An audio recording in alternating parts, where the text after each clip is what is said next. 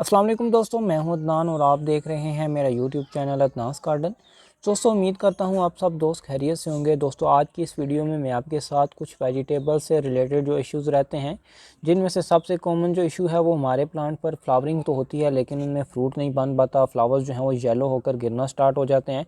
वो जितनी भी वेजिटेबल्स हैं, कोई ख़ास वेजिटेबल मैं आज की वीडियो में कवर नहीं करने वाला। चंद एक मेरे पास वेजिटेबल हैं, लेकिन मेरे पास जो अपने ज़ाती पर्सनल एक्सपीरियंस के मुताबिक मुझे जो चीज़ें पता हैं वो आपके साथ शेयर करूंगा। कौन कौन से फैक्टर्स रहते हैं या कौन से जो है वजूहात हैं जिनकी वजह से आपके जो प्लांट है उन पर जो है वो वेजिटेबल्स बन नहीं पाती या फिर वो ख़राब होना शुरू हो जाती है। तो आज की इस वीडियो में मैं आपके साथ शेयर करूंगा।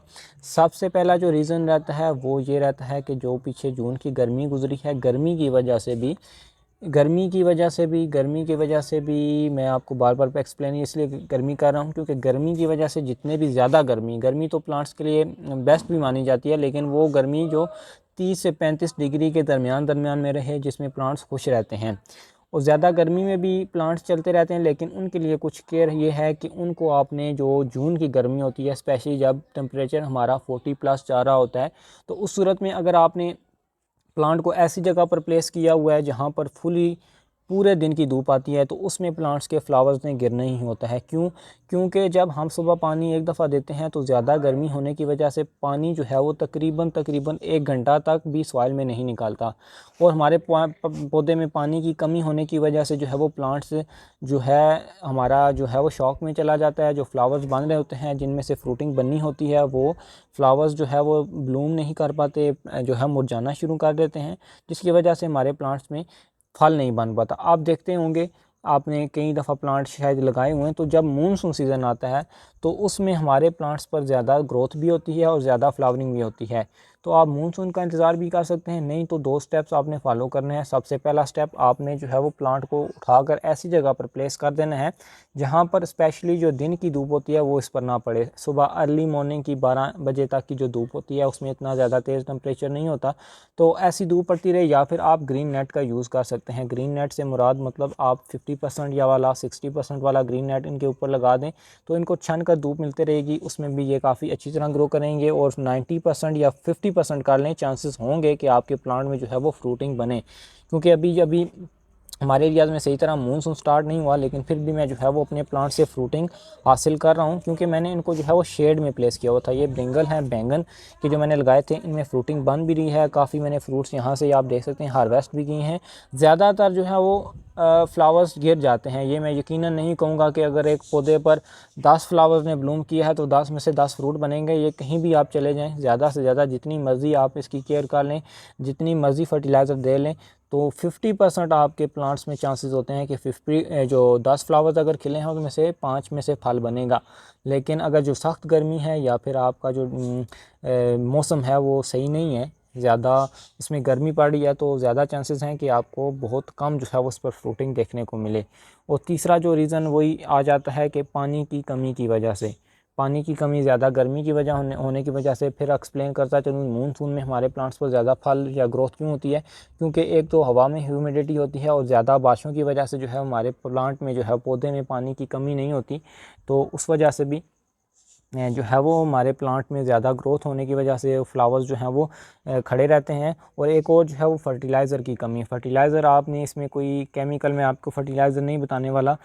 क्या करते हैं, हम नए होते हैं, हम सीधा सीधा मिट्टी लाकर गार्डन से या फिर किसी खेत से मिट्टी लाकर उसमें ग्रो कर देते हैं। फर्टिलाइज़र उसमें मतलब उसमें न्यूट्रिशंस नाइट्रोजन, फास्फोरस और पोटाशियम। नाइट्रोजन क्या करता है, हमारे प्लांट्स की ग्रोथ को में इजाफा करता है, प्लांट्स की जो है बढ़ाता है, उसकी ग्रोथ में इजाफा करता है। फास्फोरस क्या करता है, हमारे प्लांट्स की रूट्स को डेवलप करता है, अच्छी तरह बनाता है। और पोटाशियम क्या करता है, हमारे प्लांट्स में जो है वो फ्रूटिंग को लाता है। जो फ्लावर्स खिलने का जो रीज़न एक ये भी हो सकता है कि हमारे प्लांट्स में पोटाशियम की कमी हो, क्योंकि हम जो भी मिट्टी लाते हैं तो उसमें थोड़ा बहुत न्यूट्रिशंस होते हैं, फर्टिलाइज़र होते हैं खेत में, लेकिन जब वो पौधा कंज्यूम कर लेता है तो हमारे प्लांट्स, जो हमारी सॉइल है, मिट्टी है, उसमें जो है वो उसमें मज़ीद न्यूट्रिशंस नहीं रहते, जिसकी वजह से हमारे प्लांट्स की जो ग्रोथ है वो रुक जाती है, फ्रूटिंग नहीं हो पाती। ये मैं पिछले दिनों में मैंने जो है वो काउ डंक जो फर्टिलाइज़र है वो ऐड किया है। स्पेशली आप जब भी पौधा लगा रहे हो, स्पेशली उनके लिए जो कि ग्रो बैग्स में मेरी तरह प्लांट ग्रो करते हैं, अगर वो ज़मीन में ग्रो कर रहे हैं तो बहुत कम चांसेस होंगे कि आपको ये प्रॉब्लम देखने को मिले कि इसके जो फ्लावर्स हैं वो गिर रहे हैं।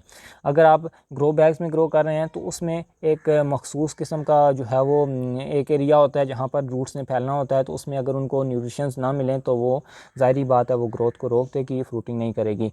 तो पोटाशियम बेस्ट रोल अदा करता है प्लांट्स की फ्रूटिंग में। तो प्लांट्स में जो पोटाशियम की कमी की वजह से भी आपके प्लांट्स में जो है वो फ्रूटिंग नहीं हो पा रही होगी। तो आप पोटाशियम रिच फर्टिलाइज़र अगर आप केमिकली देखना चाहते हैं तो वो भी आप दे सकते हैं, नहीं तो आपके पास बेस्ट ऑप्शन है मैन्योर को भी, कोई भी आप लिक्विड फर्टिलाइज़र है उसमें आप जो है वो दे सकते हैं। काउ डंग का आप लिक्विड फर्टिलाइज़र तैयार कर सकते हैं, या फिर आप डायरेक्टली जो है वो इसकी गुडाई करके, या फिर जब आप इसका प्लांट लगा रहे हो, इसके लिए सॉइल प्रिपेयर कर रहे हो, तो आप 50% रेशो नॉर्मल गार्डन सॉइल की और 50% आप इसमें कंपोस्ट की रेशो रख सकते हैं। उसमें ये आपके प्लांट की ग्रोथ ज़्यादा होगी। बार बार मैं रिपीट कर रहा हूँ, स्पेशली उनके लिए जो ग्रो बैग्स में कर रहे हैं।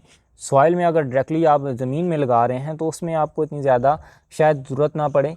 मेरा पर्सनल एक्सपीरियंस जहाँ तक बता रहा है, क्योंकि मैंने ग्राउंड में भी कुछ प्लांट लगाए हैं तो उनमें इतना ज़्यादा प्रॉब्लम नहीं आ रहा, क्योंकि वहाँ पर ओपन एरिया होता है, रूट्स उसकी काफ़ी फैलने की जगह होती है, तो ये हमारी प्रॉब्लम जो है वो कम से कम हो जाती है। तो आप इसमें फर्टिलाइज़र में आपको कुछ बता देता हूँ। वर्मी कंपोस्ट आपको बाज़ार से मिल जाएगी, नर्सरी एग्रीकल्चर शॉप से भी मिल जाएगी, नर्सरी से भी मिल जाएगी। काउ कंपोस्ट आप कहीं भी चले जाएँ, देहातों में चले जाएँ तो आपको आसानी ईज़िली फ्री मिल जाएगी। या फिर आप हाँ, लिक्विड फर्टिलाइज़र मैं आपको बताऊं, ऑर्गेनिक बताऊंगा कि काउ डंग कंपोस्ट की भी, और काउ डंग जो होता है उससे भी आप मैन्योर बना सकते हैं, वो अलग किसी वीडियो में मैं आपके साथ एक्सप्लेन करूंगा। और एक और जो है वो मस्टर्ड केक फर्टिलाइज़र, वो भी गर्मियों में प्लांट्स के लिए काफ़ी अच्छी रहती है, उससे भी प्लांट की ग्रोथ में काफ़ी खातिर इजाफा होता है। वो भी मैंने पर्सनली टेस्ट किया, वो जितने भी फ्रूटिंग प्लांट हों या फ्लावरिंग प्लांट हों उसके लिए बहुत ही अच्छी मानी जाती है।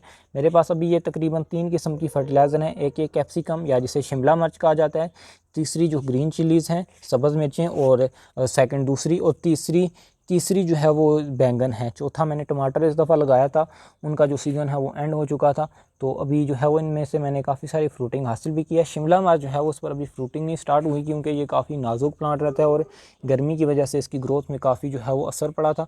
लेकिन अभी जो है वो इस पर न्यू ग्रोथ आप देख सकते हैं आ रही है, फ्रूटिंग भी बन रही है, जैसा कि अभी ये फ्लावर्स ब्लूम कर रहे हैं, इनमें से इंशाल्लाह फ्रूटिंग भी बनेगी। तो जल्द ही नेक्स्ट अपडेट दूंगा। तो उम्मीद करता हूँ मेरी कच्ची पक्की बातें आपको समझ आई होंगी। कोशिश करता हूँ मैं आपको समझाने की, शायद आपको ना समझ आई हो तो आप मुझसे कमेंट्स में पूछ सकते हैं। इतना ज़्यादा मेरे पास एक्सपीरियंस नहीं है, जितना भी है उसके मुताबिक मैं आपके साथ शेयर करता हूँ।